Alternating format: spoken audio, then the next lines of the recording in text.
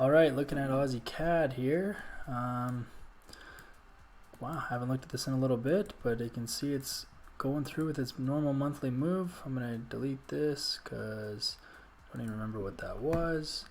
I'll probably retrace that it just didn't do. You can see this candle massively pulled back all the way up here and then completely rejected, and it's been just down since. But the monthly range is down to 85.5. It's about 300 pips, so I think it can still. I think it's still on its way there. You got yesterday's rejection is quite a bit.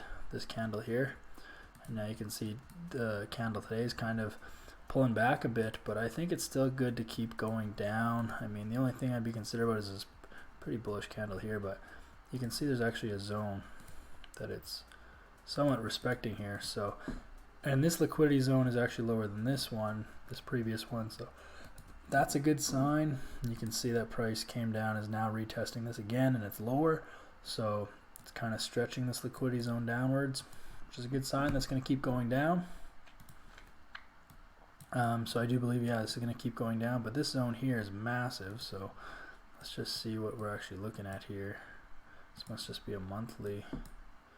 Oh yeah, an old monthly zone. I'm going to delete that because I don't know if it's that relative anymore. But it is currently in another monthly zone, this one here. So might have a tough time breaking lower. Might get stuck around the 86 level. So it might not quite make it 85.5, but it might make it 86, which would be right here. So as far as a trade goes, I mean, obviously you're not going to get on this one. I don't think price is going to come back up to here, but it might come up to here. And if it comes up to here and rejects, I'd say that's probably a pretty good entry. And then you got to target the full monthly range still, which is 85.5, 300 pips on the month. And then I'd probably just let price come up to this zone, start rejecting, and then place this stop maybe just above this zone or above this wick here, above any of the other wicks that come into the zone for sure.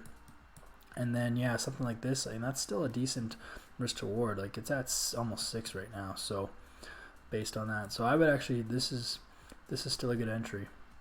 If price comes back up to about 87.10, 87 whole even, 87 even would be fine with something like this.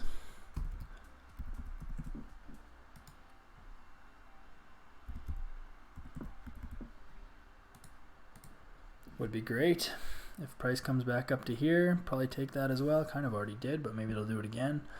And then I think you're good short to 85.5 still. I think the momentum's there. I think these Aussie pairs trend pretty well too. So it's been trending great. Price is still way below all the moving averages, I assume. Oops. Yep, still above this 1 hour, or sorry, still below this 1 hour moving average. As long as it doesn't make a higher high here, then I think we're good. Well, actually, no, I think we still wanted to make I guess technically it would have to make a higher high to hit this zone. And then after that, we wouldn't want more higher highs. But yeah, if price comes up to the zone and then starts rejecting, and this moving average comes up and catches it and rejects the moving average and then starts heading lower, that's a great sign to enter. So I would wait for something like that. And then, yeah, take that trade from about 87 down to 85.5. Keep your stop above all the previous wicks that it creates, if it creates any. And you're probably pretty good to go for a 5 to 6 risk to rewards. So that's Aussie CAD. I like it so far. It's moving good this month. It's got a little bit more. It's got about a week and a half to do it. So no, I guess it's only got about a week now. We got, yeah, a week and a few days, I guess. But about a week and a half, yeah. So that is Aussie CAD.